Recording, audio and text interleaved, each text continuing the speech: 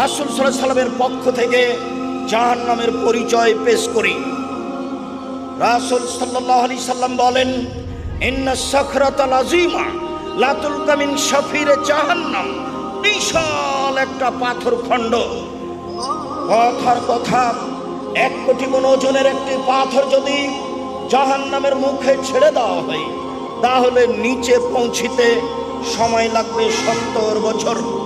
সম্মানিত দিনী ভাই বোন, একটা পাথর যদি 1 কোটি মণ ওজনের 1 ঘন্টা নিচে যায়, কত কিলো যেতে পারে? যদি 1 দিন যায়, কত কিলো যেতে পারে? যদি 1 মাস যায়, কত কিলো যেতে পারে? যদি 70 বছর যেতে থাকে, কত কিলো যেতে পারে? মানুষের খাতা কলমে তা হিসাব হবে না। এগুলো আল্লাহর আদেশে চলে, এর নাম জাহান্নাম। রাসূল সাল্লাল্লাহু আলাইহি সাল্লাম বলেন, সারা পৃথিবীর মানুষ, আদম থেকে নিয়ে কিয়ামত পর্যন্ত, ইবলিস থেকে কিয়ামত পর্যন্ত সব জিন, সব মানুষ একসাথে যদি জাহান্নামে ঢোকে, দরজায় সমস্যা হবে না।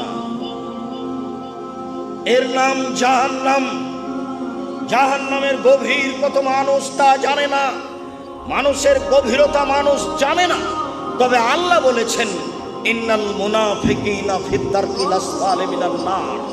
যারা মুনাফিক, যারা মিথ্যা কথা বলে, যারা চগলখোর, যারা সমাজে এই কথা ওইখানে লাগায়, ওই কথা এখানে লাগায়, এরা থাকবে জাহান্নামের সবচেয়ে নিচে। ইহুদি জাহান্নামে যাবে, ওদের পাপ নেকি ওজন হবে না। খ্রিস্টান জাহান্নামে যাবে, ওদের পাপ নেকি ওজন হবে না। হিন্দু জাহান্নামে যাবে, ওদের পাপ নেকি ওজন হবে না। শুধুমাত্র মোমেন পুরুষ নারীর পাপ নেকি ওজন হবে।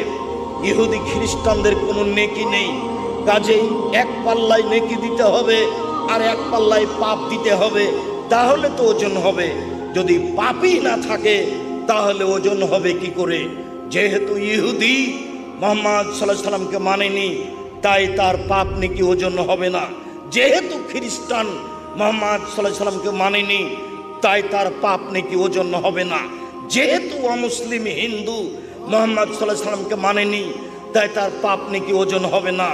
এদেরকে ফায়ুখাজবিল নাওয়াসি ওয়াল আকদাম, এদের পা এবং কপাল ধরে, সামনের দিকের চুল ধরে টেনে হেঁচড়ে সবকে জাহান্নামে নিক্ষেপ করা হবে। সম্মানিত দিনী ভাই বোন, কি দিয়ে বুঝায় আপনাকে আমি জাহান্নাম কত গভীর? কি দিয়ে বুঝায় আপনাকে আমি জাহান্নাম কত বড়?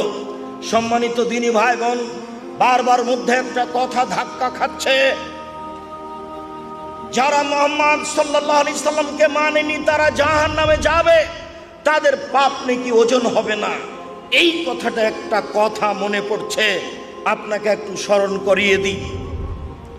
আবু হুরায়রা রাদিয়াল্লাহু তাআলা আনহু বলেন, যারা রাসূলুল্লাহ সাল্লাল্লাহু আলাইহি সাল্লাম কবর উম্মি, একদা আল্লাহর নবী তার মায়ের কবর জিয়ারত করতে গেলেন। ফাবাকা, কবর জিয়ারত করতে গিয়ে খুব কান্নাকাটি করলেন। ও আবকামান হাওলাহু, আশেপাশে যারা ছিল সবাকেই কাঁদালেন। তারপর তিনি বলছেন, পৃথিবীর মানুষ শুনে রেখো, আমার উম্মত শুনে রেখো, জাতির উদ্দেশ্যে বলে যাচ্ছি, ইস্তাজানতু রাব্বি ফিয়ান আস্তাগফিরা লি উম্মি, আমার মায়ের জন্য ক্ষমা চাওয়ার অনুমতি চাইলাম।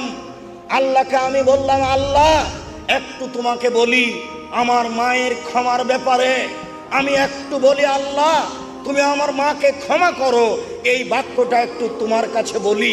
আল্লাহ আমার মাকে ক্ষমা করো, এই বাক্যটা একটু তোমার কাছে বলি, এই অনুমতি দেন। ফালাম ইউদাল্লি, আমাকে অনুমতি দেওয়া হলো না। আমি বলতে পাবো না, আল্লাহ তুমি আমার মাকে ক্ষমা করো। এই ছেলে মুনাফিক, তুমি কি করে লিখতে পারো? আব্দুর রাজ্জাক সাহেব বলেছেন তার বাপ মা জাহান্নামে যাবে। যাবে কথাই ঠিক, তুমি কি করে তোমার হুজুর বদনাম করে, তুমি কি করে বদনাম করতে পারো? রাসূল সাল্লাল্লাহু আলাইহি সাল্লাম মায়ের জন্য ক্ষমা চাওয়ার চাইবে, এটা অনুমতি চেয়েছিলেন, অনুমতি হয়নি। খ্রিস্টান হয়ে মারা গেলে বাঁচার পথ কি আছে? কোনো পথই নেই।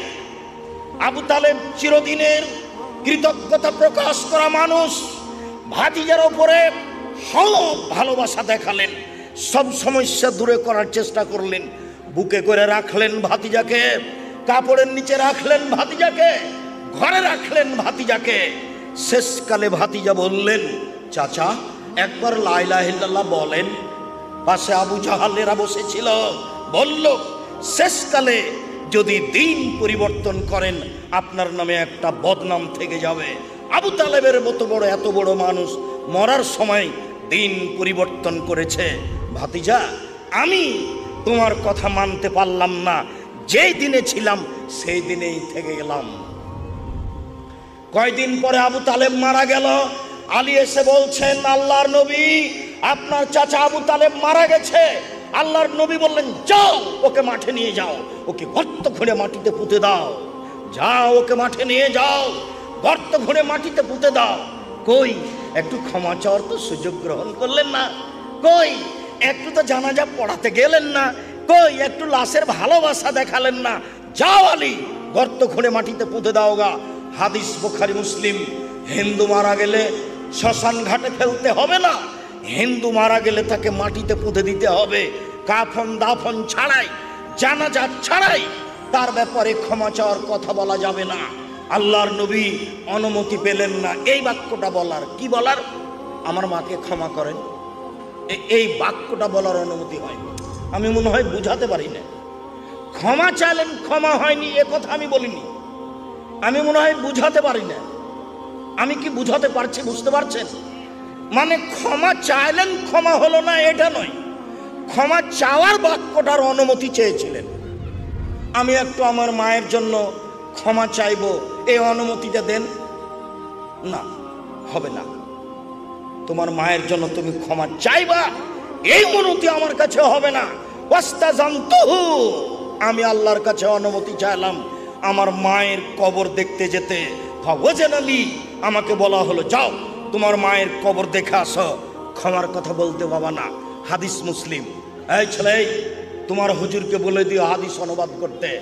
ধর্ম বিকৃত করিও না, আখেরি মোনাজাতে উপস্থিত হয়ে জান্নাত কিনে নিও না। ধর্ম পাগল হয়নি, বুজুর্গানে দিনের কথা দিয়ে ধর্ম চলে না। ধর্ম পাগল হয়নি। হাদিস মুসলিম। সম্মানিত দিনী ভাই বোন, বলছিলাম রাসূল সাল্লাল্লাহু আলাইহি সাল্লামের মুখ থেকে জাহান্নামের পরিচয় বুঝছিলাম। এবার একটু জাহান্নামীদের পরিচয় বুঝি, অল্প বুঝলেই হবে। রাসূল সাল্লাল্লাহু আলাইহি সাল্লাম বলেন, ইন্না গিলজা লে জাহান্নাম ইল্লা গিলজিল, নিশ্চয় জাহান্নামীদের চামড়া হবে ইসনানে আরবাউনা জেরা, 42 হাত মোটা। নিশ্চয় জাহান্নামীদের গায়ের চামড়া হবে 42 হাত মোটা। আইন্না জিরসাহু মিসলু উহুদিন, দাঁত হবে উহুদ পাহাড়ের সমান। উহুদ পাহাড় 4 কিলোমিটার প্রশস্ত, 8 কিলোমিটার লম্বা। নিচে কত কিলো আছে কেউ জানে না। আইন্না বাইজাহু মিসলুল বাইজা, তার মানুষের উরুরান হবে বাইজা পাহাড়ের সমান লম্বা। বাইজা পাহাড় 39 কিলোমিটার লম্বা। আইন্না জাহান্নাম আইন্না মাজলিসাহু মিন জাহান্নাম মা বাইনা মক্কা ওয়াল মদিনা, একজন জাহান্নামীর বসার জায়গা হবে 450 কিলোমিটার। মক্কা থেকে মদিনা যত পথ, একজন জাহান্নামীর বসার জায়গা হবে তত পথ। যদি একজন জাহান্নামীর চামড়া হয় 42 হাত মোটা, যদি একজন জাহান্নামীর দাঁত হয় উহুদ পাহাড়ের সমান, যদি একজন জাহান্নামীর উরুরান হয় 39 কিলোমিটার লম্বা, যদি একজন জাহান্নামীর বসার জায়গা হয় 450 কিলোমিটার।